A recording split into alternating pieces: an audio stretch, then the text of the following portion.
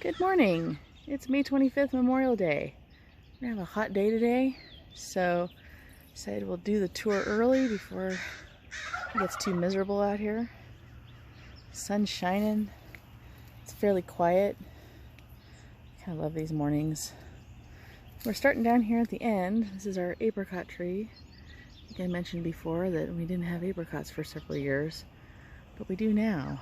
So we're super excited to see all the fruit on this tree. And come over here. You see our squash is doing really well. I'm really happy with it. The melons are taking their time, but they tend not to be as aggressive growers as the squash. Right over here, got one of my favorite plants. This is the Brandi G Sage. It's a native, bulletproof, does really well here. It's related to the black sage, which for some reason we can't grow. It's constantly dying, but this Brandi G Sage does so well. And over here, see there's the bubbles. Our dog. Hanging out with the raspberries. Our raspberry patch. We got some garlic. Look at the size of the leaves on that plant. They're just gonna get bigger. Kind of incredible. This cabbage. Cabbage is going to be ready to pull this week. We're hoping. Look at that. Isn't that beautiful? I just love the way cabbage looks. Another one. It's the end of the cabbage harvest this year. Just those 3 heads. Yeah, a little ground cherry over here. I don't know if you've ever had ground cherry, but they are delicious. They're similar to tomatillos. They're related to tomatoes, but they have this really fruity tropical flavor. And they're a little orange. Which you can kind of see. You can see the fruit starting to develop in those little husks like the tomatillos. And then our garlic is doing really well. It's getting nice and big. I'm excited about that. Some nasturtiums are kind of taking over.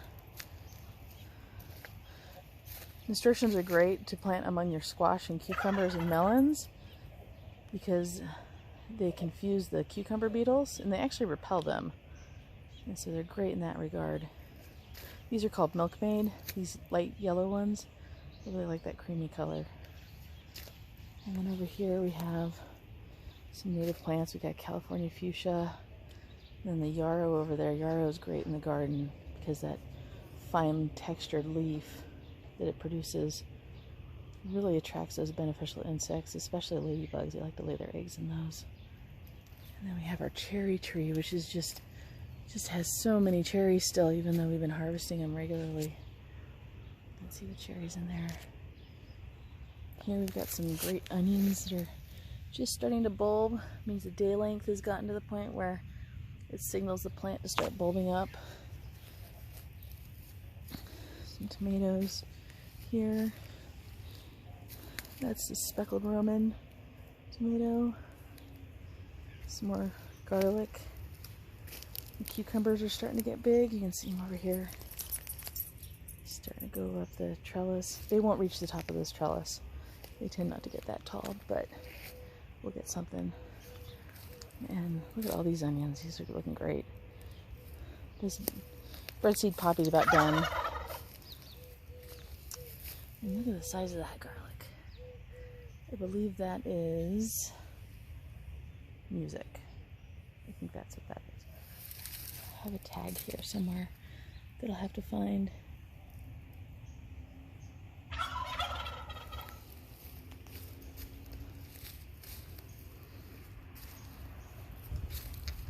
See the size of this watermelon? This is the Cal Sweet Bush watermelon that you can grow in a pot. It stays really compact. See how much bigger it got from last week. Another tomato. See the asparagus fronds kind of popping up. Finally, this one has been slow to come up. We just planted these this year. We got a nice little sunflower right there. Look how big the corn's getting. I used to say knee high by the 4th of July, and here it is Memorial Day and it's waist high already. That's great. The white sage has really taken off. I'm really happy about that. It's going to be spectacular when it blossoms soon. So, in the next couple weeks at least, it'll just be covered in flowers. I've been really happy in that location. Another yarrow here growing. Got this white one over here blooming. Just starting to pop. The peas are just about done for the season. It's, you know, when it starts to get warm, peas have a hard time. They're a cool season vegetable. They're one of those that you like to start as early as possible. They don't like the heat. And they do suffer from powdery mildew when it gets too warm. And then we've got this plant. Oh, this plant.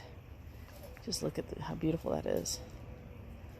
This is the Verbena bonariensis, or purple top vervain. Makes great cut flowers. It's also, in my opinion, completely bulletproof. It can take lots of water. It can take no water. This plant here doesn't get any water. There's no water irrigation for that area that it's growing in. And it just pumps out these blossoms from spring through fall. It's gorgeous. And they're kind of airy, so you can still see through them. Got some of the beans doing well here. This little plant here, you see the orange flowers.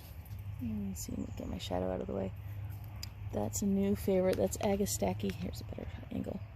Agastaki Coronado. Just love this plant. I love that orange color. It's hard to find that real soft orange. There's some more asparagus. It's kind of popping up. Not doing real well. We'll see how next year goes. Some more onions. Got another native plant there. The purple angelica is blooming. That's going to be really pretty. More garlic. We got the squash coming up. Grow up the trellis here. Excited about that. Some more garlic. This corn. This is the sweet corn. It's doing pretty good. Here's the breadseed poppy. Has actually got a bloom on it. My dog is trying to trip me. Really pretty. I have lots of poppy seeds on that. I should look at that. Look at all those heads. They're filled with poppy seeds. Got some peppers developing here. You see that? I'm not quite sure what kind of pepper that is. It's not tagged. There's the mystery pepper. Probably a squirrel dug out the tag and then said, oh, it's going to go in the yard. It's amaranth that kind of seeds itself. It's doing really well. Look how big the potatoes got from last year. Isn't that great? Squash is finally starting to take off. You notice a big difference once we put down the mulch from the goats. Once we put that down, they really kind of took off. And then the beans here, look how tall they're getting. This whole trellis is going to be covered with beans later this season.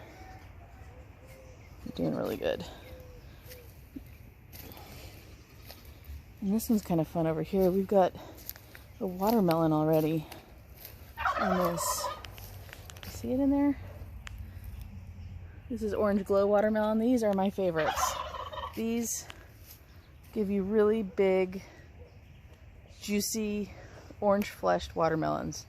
And they do so well here. Between these and the Cal Sweet Bush, I don't know if I'll try any others, because those two for our area just do so fantastically. Some more corn. It's the garden. Not looking great. It's looking great right now. Soon we're going to put the chairs out here so we can sit out here and drink our morning coffee. I'm really excited about that. Our bed's doing really well. More plants. I'm going to look up at the patio. Something we didn't show you guys last time. Where we have all our potted plants. We have another trellis right here. We've got some kiwis. We've got grapes on it. Some passion fruit. Love passion fruit. Some ornamentals. This is a lemon verbena in a pot. And so it's quite large. Does really well here. Happy. I suspect that it's actually punched out through the bottom of the pot though, because it's just so big. And the pot's wood. So, and then we have some rosemary. Needs to be cleaned up a little bit. Lots of spider webs. But it's happy there. Calendula in mint. There's some chocolate mint in there, you can see. And then over here we've got some more herbs. Parsley. Summer savory. We have these concrete boxes that we're growing potatoes in. And we're also growing potatoes in these grow bags. I don't know if you've seen these before. You might have heard of them. They're kind of a man-made fabric. It's really sturdy. They drain really well. A little too well, I think. I gotta water them every single day.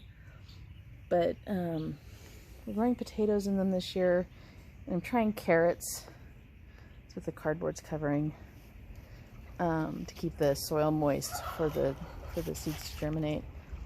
But with the potatoes, you start at the very bottom with just like a 4-inch layer of soil. Plant the potatoes in them. Seed potatoes. Don't go to the grocery store and buy potatoes and try to plant those, because sometimes they're treated so they won't sprout.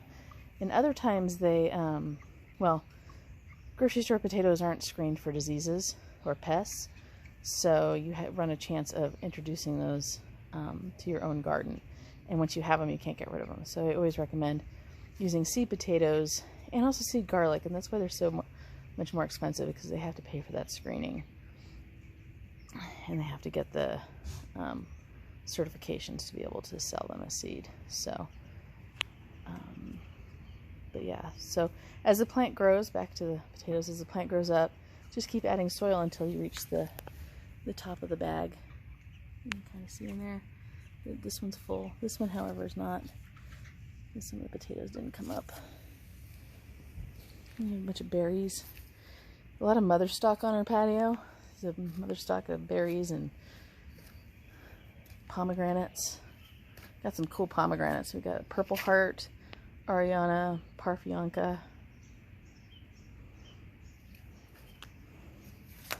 And then over here we have itty bitty tomato plant. This is a red robin. It's not going to get much bigger than that.